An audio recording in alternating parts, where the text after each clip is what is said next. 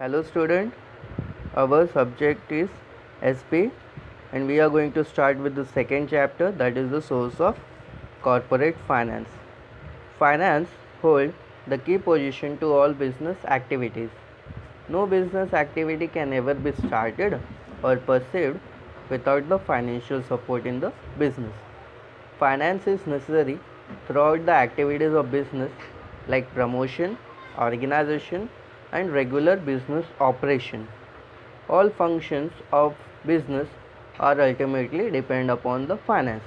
So here we can say that unless and until the capital, the finance means the capital or money. Unless and until the finance, the capital, the money is available to the business, smoother function of an organization we cannot see.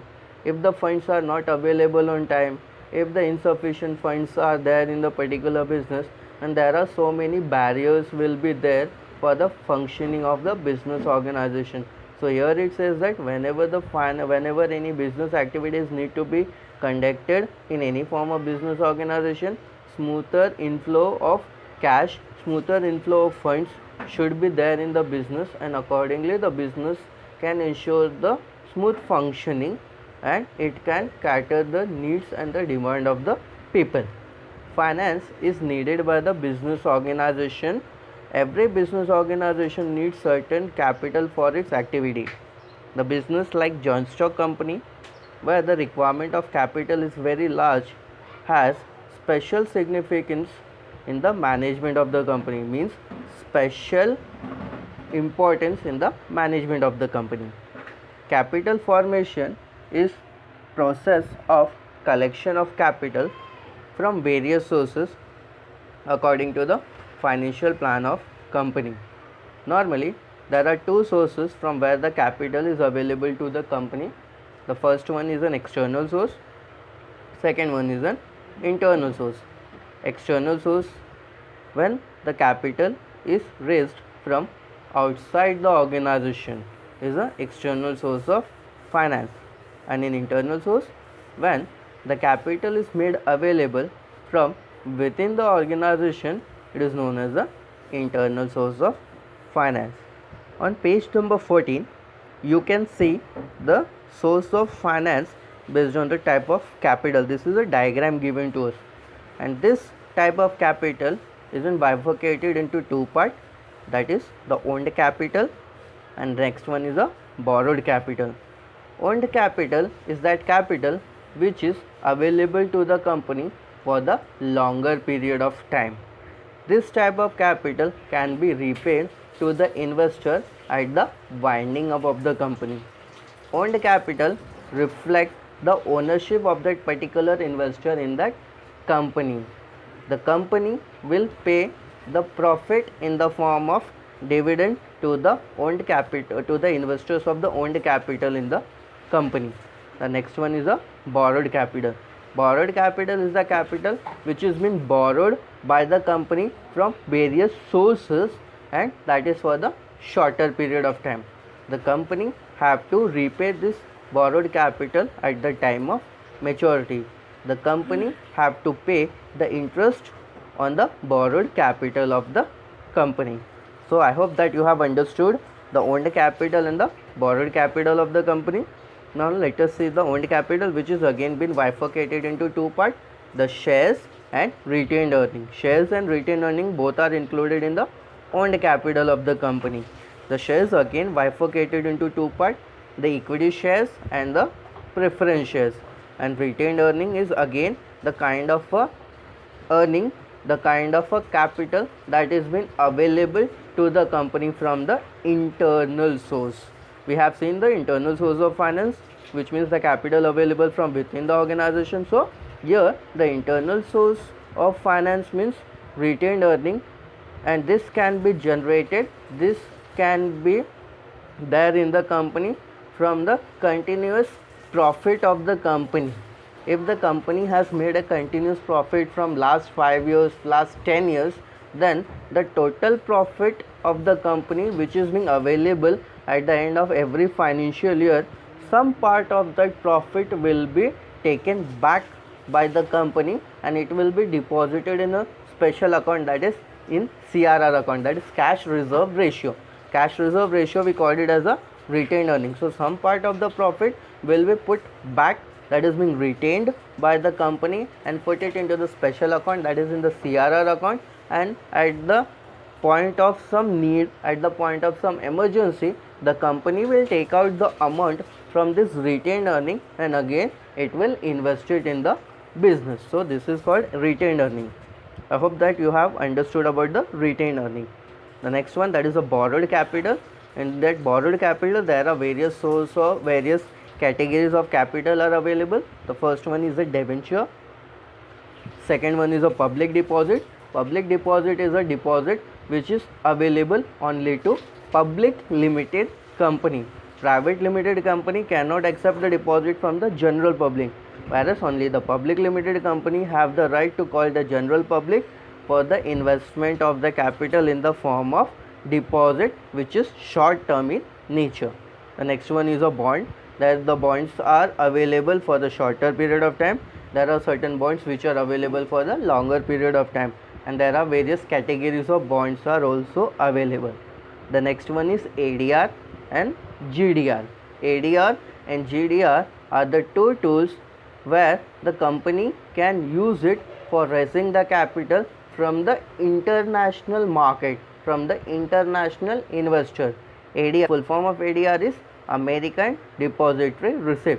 The company can use this document to raise the capital from the people of America only.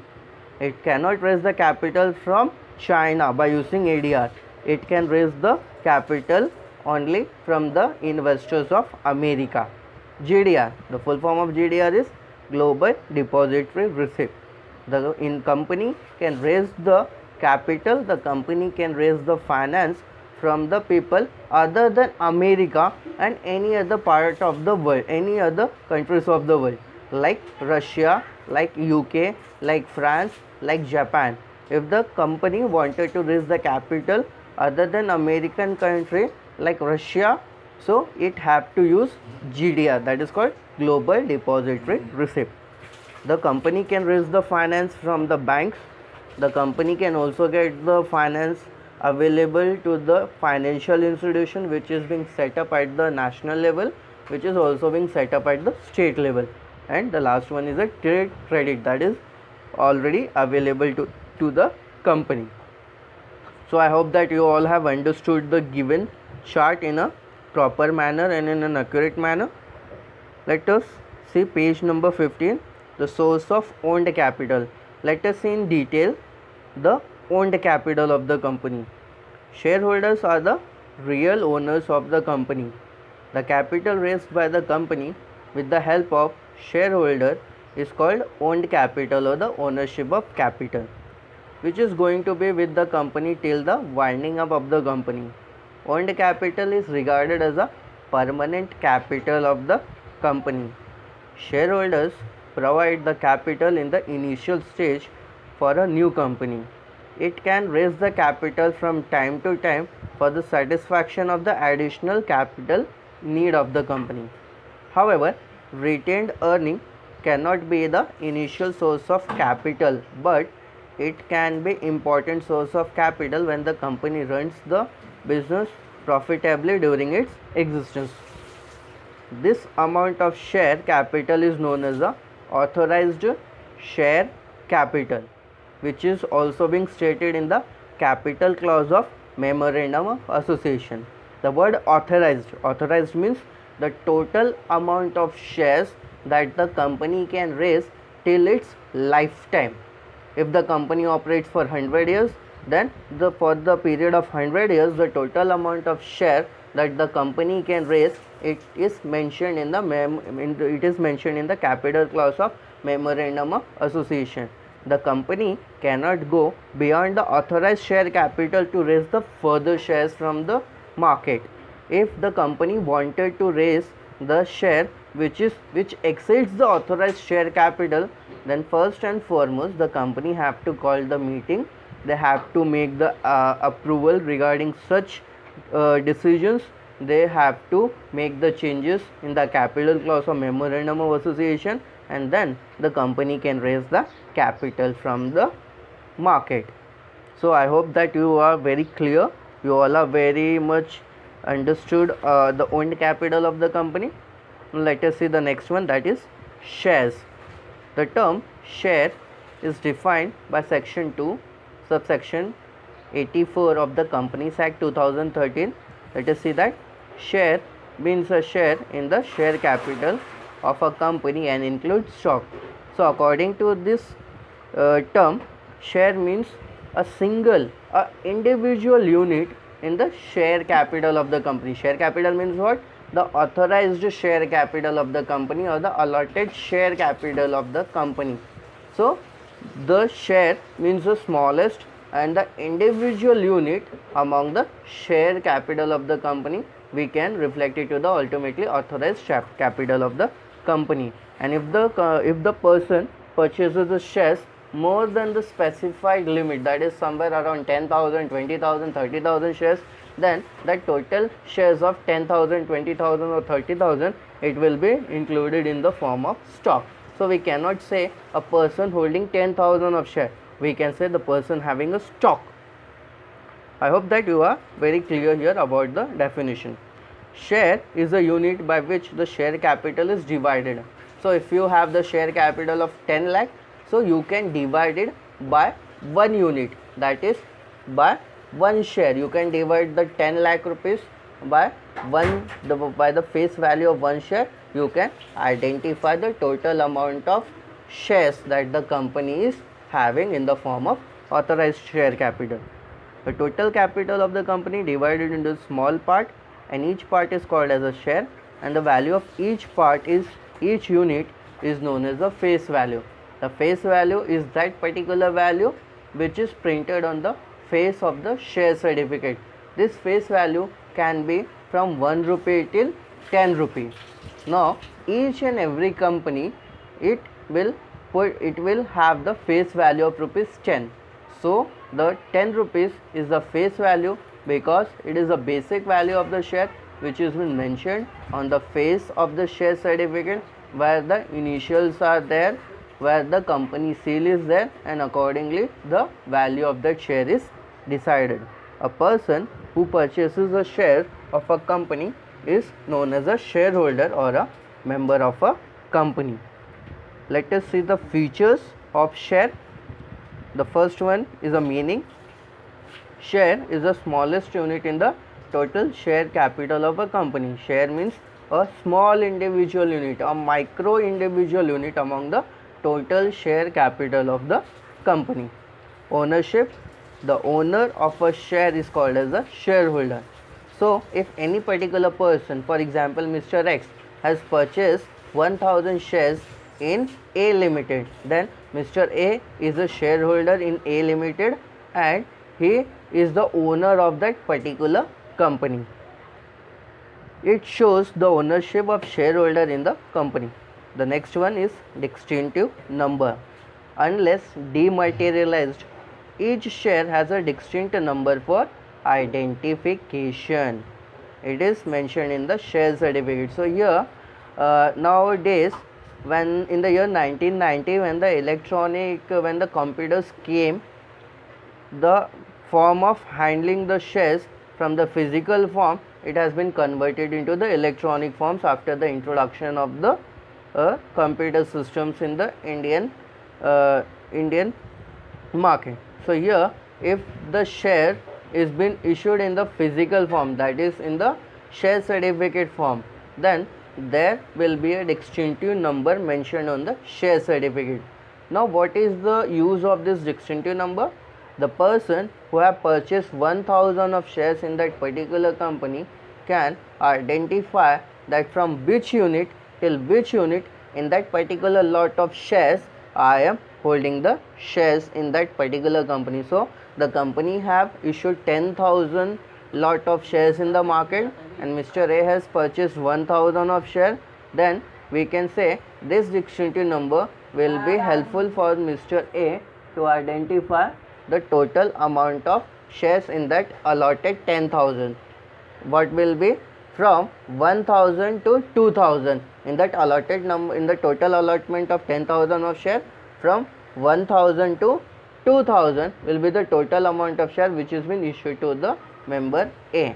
So this can be identifiable, this can be very easier and helpful for the person to identify the total number of shares he have in that particular allotted shares, and accordingly he can make sure that I am the owner of this much number of share from this lot till this lot, which is possible only if the shares are where shares are issued in the physical form.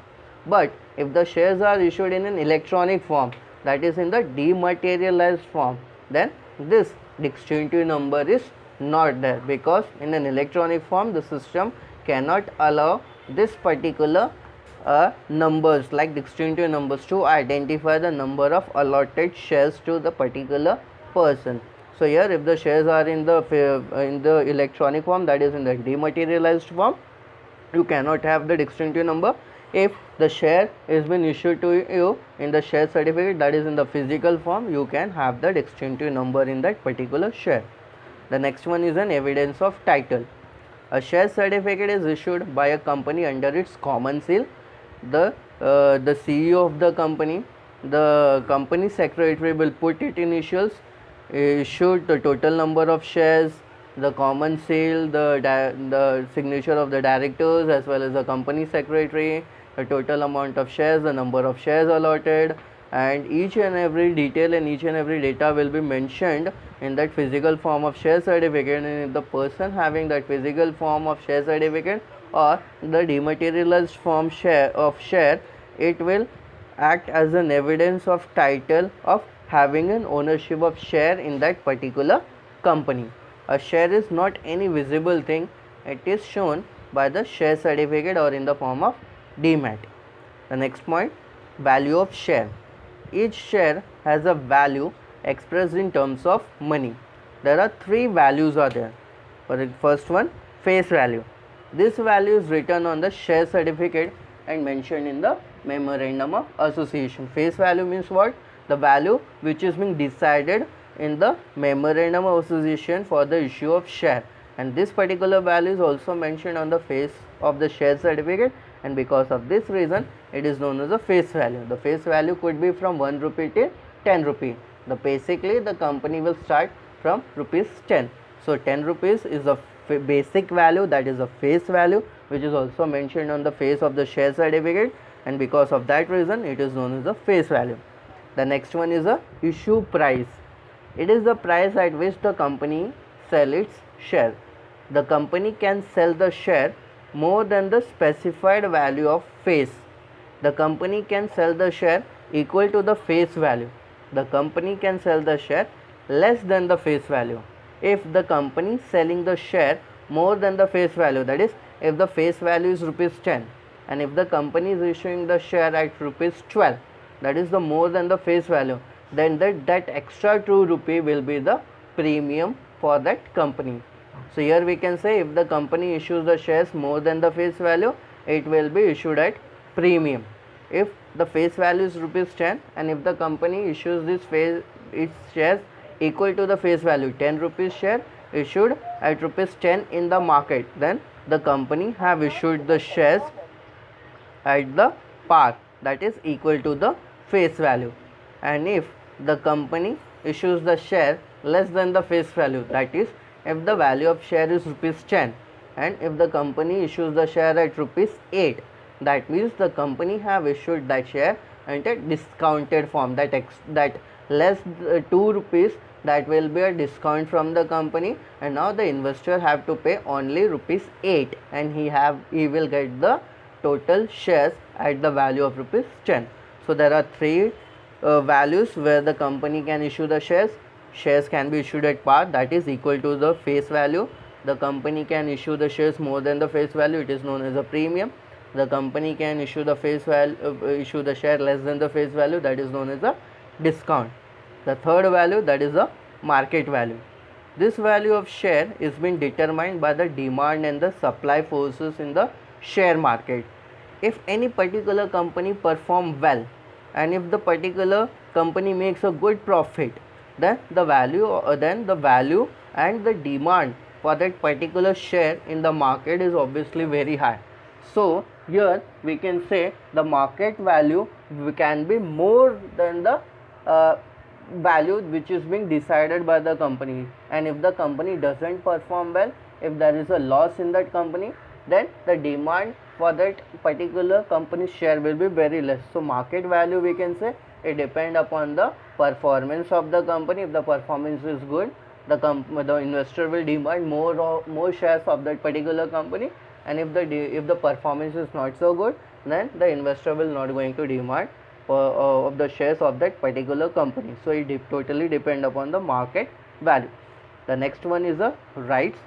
A share confers certain rights on its shareholders. So if any particular member is a shareholder of the company, by its article of association and by its memorandum of association, the shareholder of the company will automatically get certain rights, and that rights will be like to receive the dividend.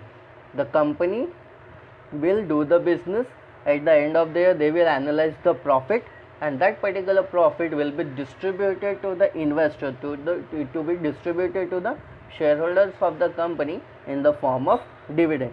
So here, whenever there will be a profit in the company, each and every shareholder is entitled, each and every shareholder have the right to get the profit in the form of dividend. The next right is to inspect the statutory books. The members, that is the shareholders of the company, have this right to go in the meeting, to go at that particular office of the company, and if they wanted to inspect certain books of account, they can inspect. They have to pay certain fees, they can inspect. They are allowed to inspect all the books of account or specified books of account. If they wanted to have the copy of that particular books, they can also get the copy. The next right is to attend the shareholders meeting.